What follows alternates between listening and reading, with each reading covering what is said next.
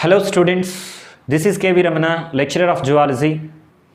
Today we are going to talk about there are three special factors which affect on the oxyhemoglobin dissociation curve.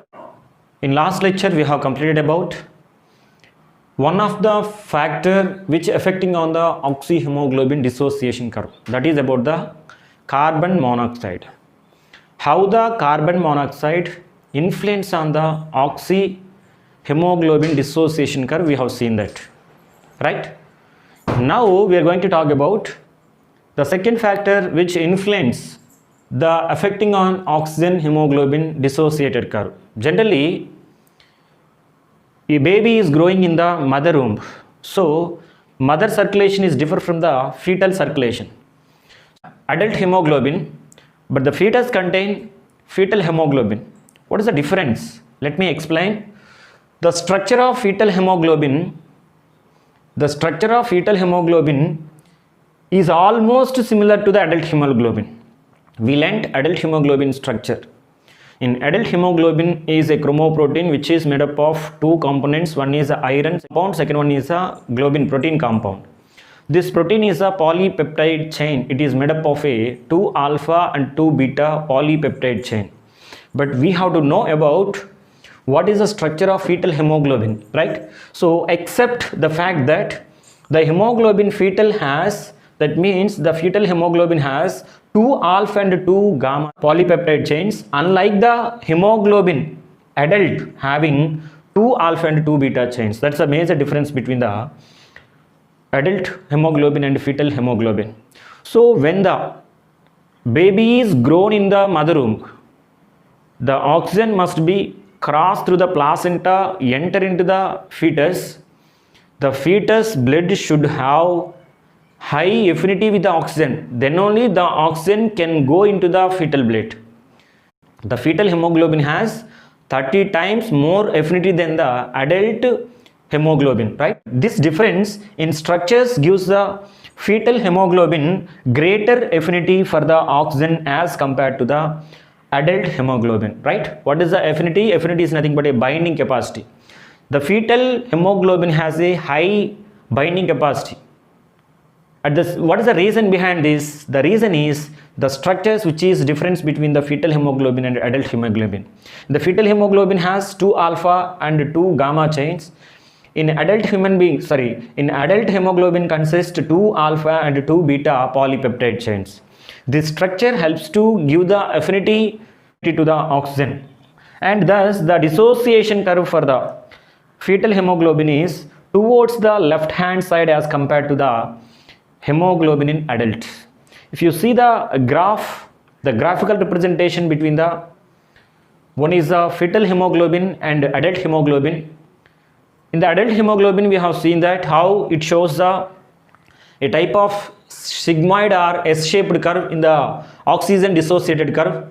But in this case, the fetal hemoglobin somewhat moves towards the left side or left hand side, right? So now we are going to talk about the third event that is about the myoglobin. We are going to talk about one of the important event regarding the special factors affecting oxyhemoglobin dissociation curve.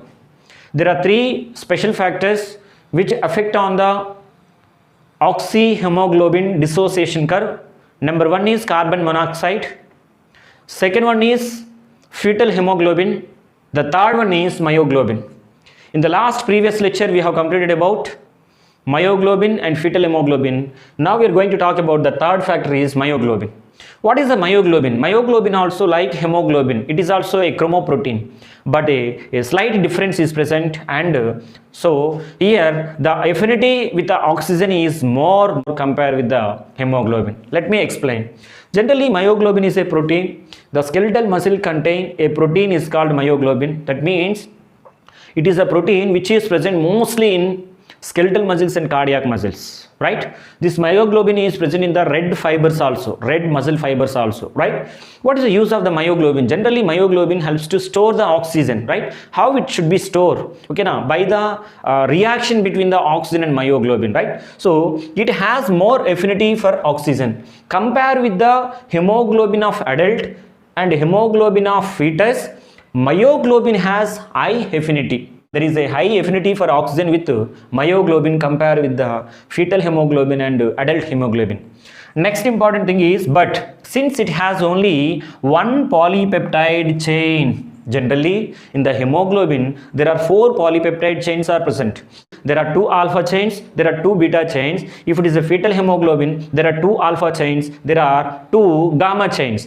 Whatever it is, but they have 4 polypeptide chains. But in the case of myoglobin, there is only one polypeptide chain. They have only one heme group also. They have only one heme group also, right? You remember, right? So it has attached to the only one hemo group. So one polypeptide chain has one heme group. Like that, there are 4 polypeptide chains. They have 4 heme group. 4 heme group contain the 4 ferrous molecule. 4 ferrous molecule can react with the 4 oxygen molecules.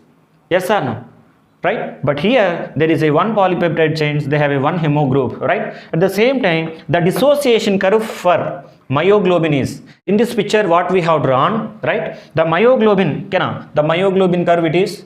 This is a fetal hemoglobin curve it is. This is a adult hemoglobin curve. So the dissociation curve for the myoglobin is hyperbolic.